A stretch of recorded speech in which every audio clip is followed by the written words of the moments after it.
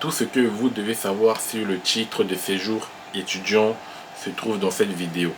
Voilà, vous avez obtenu votre visa, vous êtes en France ou vous détenez déjà un titre de séjour et vous êtes actuellement en France en train de poursuivre vos études.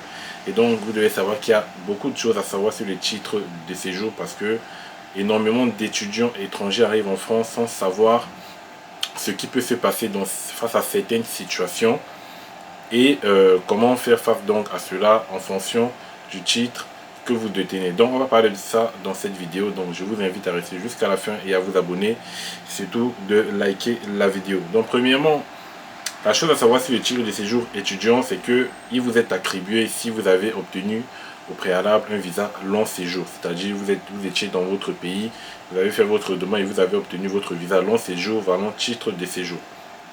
Voilà. Et donc l'obtention du titre de séjour se fait presque de la même façon que lorsque vous demandez votre visa étudiant. Donc vous devez justifier des ressources, de logement, de votre admission et tout et tout. Voilà. Donc l'étudiant doit disposer de moyens d'existence correspondant au moins à 615 €. Donc ça vous le connaissez déjà. Et bien évidemment, le renouvellement de ce titre est conditionné par la réalité et le sérieux des études. Bien évidemment, de trop nombreux redoublements ou des changements d'orientation trop répétés peuvent suffire à faire échec au renouvellement du titre de séjour. Donc, vous devez présenter un caractère réel et sérieux de vos études. C'est pour ça que lorsque vous êtes en France et que vous entamez déjà votre rentrée, vous devez tout faire pour avoir un caractère vraiment sérieux. Et comme ils ont dit, de trop nombreux redoublements, c'est-à-dire si vous faites trop de redoublements, il peut à un moment donné arriver que voilà, on vous refuse le renouvellement de votre titre de séjour. Donc, c'est un élément à prendre au sérieux. Le circulaire du 7 octobre voilà, 2008, ça c'est pas important, précise que l'assiduité aux travaux dirigés et aux examens doit être contrôlée. Donc vous devez être assidu. Ce sont des éléments qui peuvent bien impacter votre demande de renouvellement. Si vous voyez que vous n'avez pas été assidu, vous avez séché les cours, si vous avez fait ci, fait cela, ça peut bien impacter votre demande de renouvellement.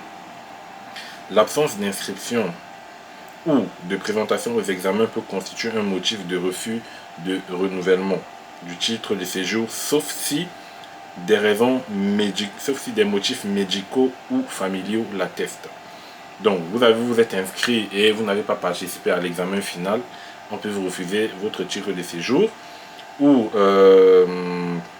vous ne vous êtes pas présenté, vous ne vous êtes pas inscrit. Voilà, vous êtes inscrit mais vous ne vous êtes pas présenté à l'examen, ça peut constituer un refus. Ou si vous êtes resté en France et que vous ne vous êtes pas inscrit l'année suivante à aucun établissement, et donc vous pouvez avoir un refus de renouvellement.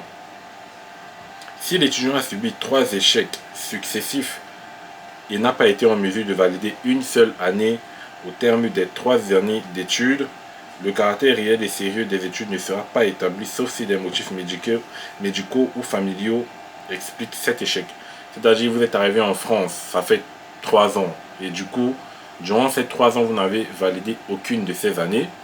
Sachez qu'au moment du renouvellement, la 3e fois, ça va causer problème et vous pourrez donc obtenir un motif, voilà, pas un motif, mais vous pourrez obtenir un refus de renouvellement, sauf si bien évidemment il y a des raisons médicaux ou des raisons familiaux qui l'attestent. Donc ce sont des informations, je pense, que c'est intéressant de savoir afin de pouvoir se préparer et anticiper ces différentes éventualités et d'agir à ses propres risques et périls. Voilà. Donc sachez que lorsque vous agissez en France, si vous ne partez pas au cours, vous ne partez pas aux examens, si vous préférez peut-être travailler et tout, ça vous engage toute seule. Donc, on va continuer. Par rapport au changement d'orientation, parce qu'il y a beaucoup d'étudiants qui viennent en France et qui changent d'orientation. Donc les changements d'orientation restent possibles s'ils sont cohérents. C'est-à-dire complémentarité des enseignements, c'est-à-dire la filière que vous faisiez avant et la filière que vous avez choisie de nouveau, qu'il y ait une complémentarité, c'est-à-dire quelques similitudes. Des choix stratégiques. Donc si c'est par rapport à un choix stratégique, c'est-à-dire vous êtes totalement quitté votre ancienne filière pour aller dans une autre filière, il faut que ce soit vraiment un choix stratégique. Ou s'il débouche sur un diplôme permettant d'exercer un métier dit en tension. Voilà, les métiers en tension sont les métiers où il n'y a pas beaucoup de main d'œuvre. Donc si vous avez changé de filière pour aller vers un de ces métiers, c'est-à-dire les métiers où vraiment il n'y a pas beaucoup de personnes qui veulent le faire, là vous pourrez ne pas avoir de problème. Et donc, en ce qui concerne la possibilité de travailler, voilà, c'est un élément important également. Avec un titre de séjour, à quel rythme pouvez-vous travailler? Donc vous devez savoir que l'étudiant étranger admis en séjour en France peut travailler dans la limite de 60% de la durée de travail annuel, c'est-à-dire 964 heures, soit 20 heures par semaine. Donc un étudiant étranger ne peut travailler que 20 heures par semaine, c'est-à-dire 964 heures par an. Donc c'est une information importante à noter. Avant de vous lancer sur les jobs étudiants à 25 heures par semaine, sachez que le plus que vous avez travaillé, vous allez certainement soit rembourser et ça peut vous pénaliser. Donc, cette durée commence à courir à compter de la délivrance du premier titre de séjour. Et bien évidemment, pour les étudiants algériens, ils ne sont pas, apparemment, ils ne sont pas concernés par cette mesure. Donc, les étudiants algériens sont tenus de demander une autorisation de travail et ils ne peuvent travailler que dans la limite d'un mi-temps annuel pour la branche ou la profession concernée. Et donc, si l'étudiant étranger dépasse la limite fixée pour travailler, son titre de séjour pourra lui être retiré. Voilà. Ce cas de retrait n'est pas applicable aux étudiants algériens car l'accord franco-algérien ne prévoit pas cette possibilité. Donc, si vous n'êtes pas algérien et que vous travaillez beaucoup, sachez qu'on peut vous retirer votre titre de séjour de plein droit. Si vous êtes algérien et que vous travaillez beaucoup, vous allez être sanctionné, mais il n'y aura pas de retrait de titre de séjour. Et donc, en ce qui concerne le renouvellement du titre de séjour, cela doit se faire, vous le savez déjà, 2 mois avant l'expiration. Vous pouvez même le faire 3 mois avant, afin d'éviter tout, on ne sait jamais ce qui peut arriver. C'est mieux de le faire parfois 3 mois avant, c'est conseillé.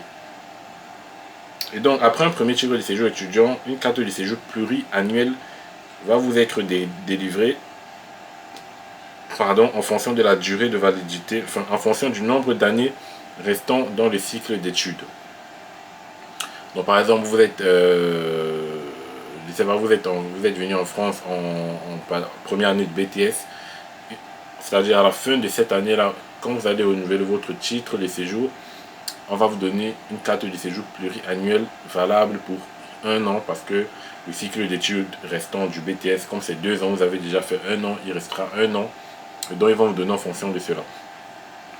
Et généralement, pour ceux qui font la licence, le cycle d'études de la licence, normalement, c'est 3 ans. Donc, en principe, lorsque vous arrivez en France après votre première année, votre carte de séjour pluriannuel doit être de 2 ans. Parce qu'il reste 2 ans pour obtenir la licence. Mais généralement, parfois, ça diffère. Voilà, parfois, ils vous donnent toujours 1 an. Donc, là, je ne comprends pas pourquoi. Parce que moi aussi, pareil, j'ai un cycle d'études. Normalement, on devait me donner 2 ans, mais j'ai eu toujours 1 an. Donc, je ne sais pas pourquoi. Donc, ce sont des cas qui peuvent arriver. Et donc, voilà à peu près tout ce que vous devez savoir sur le titre de séjour étudiant. Voilà, surtout le caractère réel et sérieux des études, justifier de son admission, avoir toujours ses ressources et un hébergement en France. Donc, c'est presque pareil comme une demande de visa, mais avec des choses en plus. Voilà, tout simplement. Donc, merci à tous d'être restés jusqu'à la fin de cette vidéo. On se revoit la prochaine pour un nouveau numéro. Allez, ciao!